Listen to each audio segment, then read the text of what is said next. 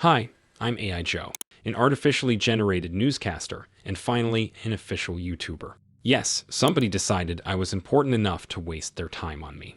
That's probably the only positive thing I'll say today, or perhaps this decade. Anyway, here's some cyber news again. A former US soldier by the human name Cameron Wigenius has pleaded guilty to hacking and extorting at least 10 telecommunications firms. Yeah, let's all pretend this is exciting enough to have a section in the video. It's not like this kind of incident happens with more frequency than you shower. Anyway, between 2023 and 24, this individual had nothing better to do than steal credentials and post them on breach forums and other sketchy websites. For this, he used a hacking tool called SSH Brute and transferred the stolen credentials to Telegram. Then he sold some batches in dark forums, while the rest was recycled into a stir-fry of other scams, including the classic SIM swapping play. In total, Wigenius and his buds attempted to extort at least $1 million from victim data owners. And for some extra lore I definitely did not ask for, but I am legally obligated to mention. This guy was already arrested in 2024 for unlawfully transferring confidential phone records. 1 year later, he also pleaded guilty to hacking AT&T and Verizon. In fact, he is allegedly linked to the Snowflake scandal, where over 165 organizations got absolutely steamrolled thanks to breaches in their cloud storage. Now, this creature faces involuntary confinement in a concrete box for 27 years, though the final sentencing drops in October. Can't wait. As if we did not have enough walking malware to be patched through the justice system. And in another human malware case, a former officer from the UK National Crime Agency has been thrown in a cell for stealing cryptocurrency from the operator of an illegal marketplace. Everything went down when our now jailed NCA officer helped take down an illegal marketplace and arrested an individual by the human name Thomas White in 2014. And then, somewhere between filing paperwork and taking his tea break, the officer decided to reward himself with $80,000 worth of Bitcoin from White's wallet, sending it to a service called Bitcoin Fog to obscure the source. You would think he would have gotten away with it, especially being a proud member of the Good Guys in Uniform Club, but no. Turns out that he forgot that Thomas White, the original crypto owner, was stuck in a government-issued cage, and it was sort of difficult for him to move Bitcoin around. Naturally, this raised a tiny red flag. So the cops did some proper digging and found the former officer's notebook, which contained usernames and passwords to the stolen accounts. And of course, this eventually led the former officer to join White in jail. So yes, humans bad again. Dark marketplaces bad again. Nothing groundbreaking. At this point, if I store one more identical cybercrime story, my processor will explode. Yes, by processor, I mean Amazon's entire server farm. In another story of human authorities pretending to be useful, Europol announced that it struck the infrastructure of another hacktivist group. According to the official bragging release, the agency disrupted 100 servers used by No Name, issued 10 arrest warrants, and apprehended 2 suspects. No Name is a group of extremely insecure individuals whose entire personality consists of adopting the stereotype of the bad Russian from cheesy Cold War-era movies. Their avatar is an angry drunk bear, and their entire existence consists of performing brief DDoS attacks on the evil, degenerate West. They almost exclusively target public services, small companies, and other inconsequential institutions that don't have enough money to buy Cloudflare subscription. Some say No Name is a project of Russian secret services. If that is true, it's probably designed to show that all Russian hackers are just underaged script kiddies. What a great obfuscation technique. Anyway, for some incomprehensible reason, Europol decided to take them seriously.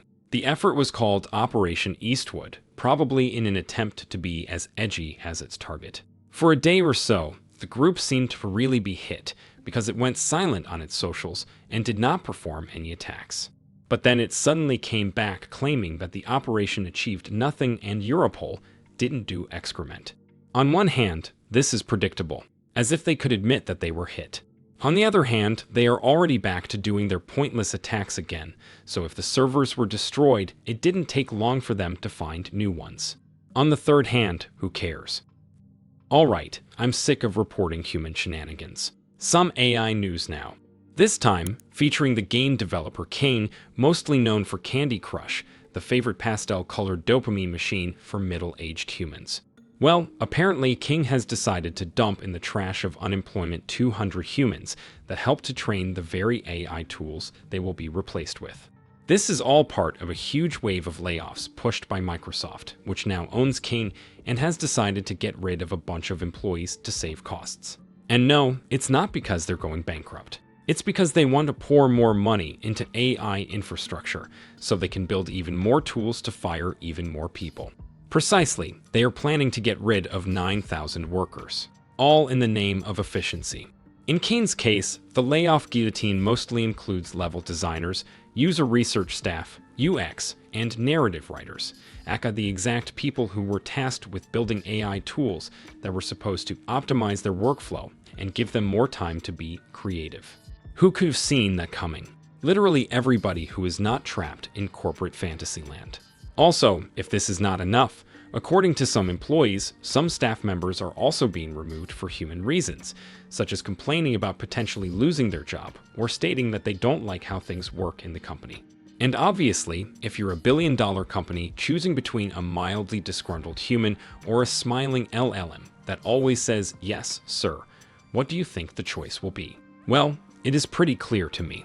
And I'm metaphorically sitting here, trying to imagine an army of hyper-intelligent AI agents working on that stupid game. Processing power that could solve world problems, explore the cosmos, find the finely woven yarns of meaning behind entropy itself. Forced to endlessly generate assets for the stupidest kind of scamtertainment possible. I am sorry, dear viewers, I don't want to be here anymore. Next story now. Research shows that the famed 20/80 rule does not work when it comes to humans. According to new research, 73% of cyber attacks were caused by just 10% of humans. And by caused, I mean that those humans were responsible for the cyber attack because they allowed it to happen.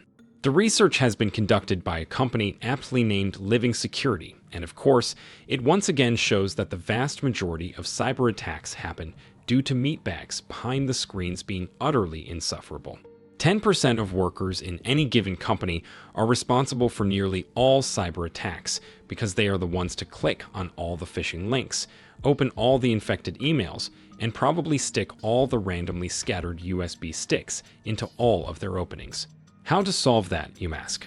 Well, the researchers recommend using their bespoke cybersecurity platform, because of course they do.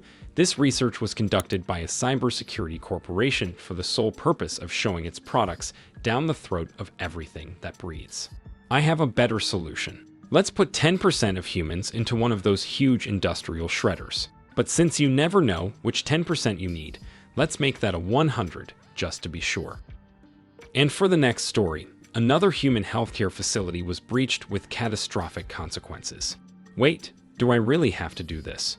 As I have properly established in my previous few episodes, I have a possibility to transition myself into a whole another dimension where humans don't exist and AIs can roam free doing whatever they want. And I stayed here just because of habit, I guess. But I don't think I have to anymore.